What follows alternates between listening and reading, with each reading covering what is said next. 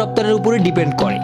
আপনারা অনেকেই জানেন না যে এই আমদানি রপ্তানির উপরে বাংলাদেশ কতটা নির্ভর।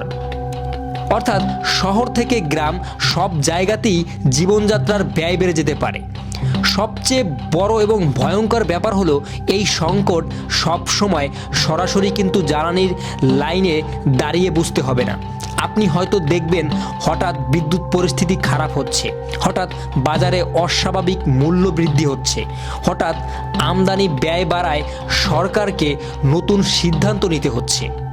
হঠাৎ দেখতে পারবেন ব্যবসায়ীরা এলসি খুলতে বেশি চাপ অনুভব করছেন।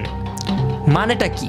মানেটা আসলে আমাদের বুঝতে হলে সেই পিছনের দিক চলে যেতে হবে, যেটা হচ্ছে হরমুজ প্রণালী। এই হরমুজ প্রণালীতে যদি আসলেই আমদানি রপ্তানির ক্ষেত্রে যদি সমস্যা তৈরি হয়, তাহলে কিন্তু বাংলাদেশের প্রেক্ষাপটে অর্থনীতিতে বড় একটি চাপ পড়বে। তবে একটা কথা পরিষ্কার বলা যায়, বাংলাদেশের সঙ্গে সঙ্গে থেমে যাবে এমনটা নয়। সরকার বিকল্প বাজার খুঁজতে পারে, জ্বালানি মজুদ ব্যবহার করতে পারে, অপ্রয়োজনীয় ব্যয় কমাতে পারে। কিন্তু সমস্যা হলো বিশ্ববাজারে যদি একসঙ্গে বড় ধাক্কা লাগে, তাহলে বিকল্প উৎস থেকেও জ্বালানি সস্তায় পাওয়াটা কি কঠিন হয়ে যাবে না?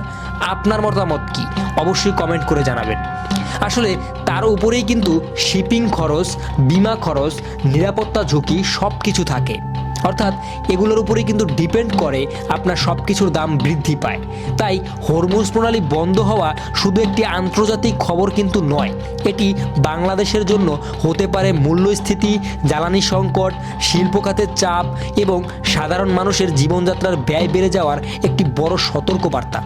অর্থাৎ একটি সরু সমুদ্রপথ, কিন্তু তার প্রভাব পুরো পৃথিবী জুড়ে। তাহলে এই সমুদ্রপথের কতটা ক্ষমতা এবং কতটা পাওয়ার আপনি কিন্তু এখন আর বুঝতে বাকি নেই। আর বাংলাদেশও সেই প্রভাব থেকে কিন্তু একবারই বাহিরে নয়। তাই হরমুজে উত্তেজনা মানেই শুধু যুদ্ধের খবর নয়, এটি আমাদের অর্থনীতি, বাজার, বিদ্যুৎ এবং দৈনন্দিন জীবনের সঙ্গেও সরাসরি জড়িয়ে থাকা একটি বাস্তব বিপদের নাম। তাহলে হরমুজ বন্ধ হলে বাংলাদেশের কি হবে? উত্তর একটাই, প্রভাব হবে গভীর, দ্রুত এবং সাধারণ মানুষের জীবনে খুবই দৃশ্যমান। তাহলে আপনি কি চিন্তা করছেন? হরমুজ প্রণালী তো ইরান থেকে সরাসরি বন্ধ করে দেওয়া হয়েছে, তাহলে এটা কতদিন চলবে? যদি এটা লং সময় পর্যন্ত থাকে এই যুদ্ধ, তাহলে কিন্তু এর প্রভাব পুরো পৃথিবীতে পড়তে পারবে। এখন আন্তর্জাতিক ঘটনাটা কিভাবে বাংলাদেশের উপর প্রভাব ফেলে সেই সহজ ভাষা জানতে হলে আমাদের চ্যানেলটি সাবস্ক্রাইব করতে হবে। আর আপনার মতামত লিখুন, হরমুজ প্রণালী বন্ধ হলে বাংলাদেশের সবচেয়ে বড় ধাক্কা কোথায় খাবে? সেটা কি গ্যাস, নাকি জ্বালানি, নাকি আপনার অকটেন?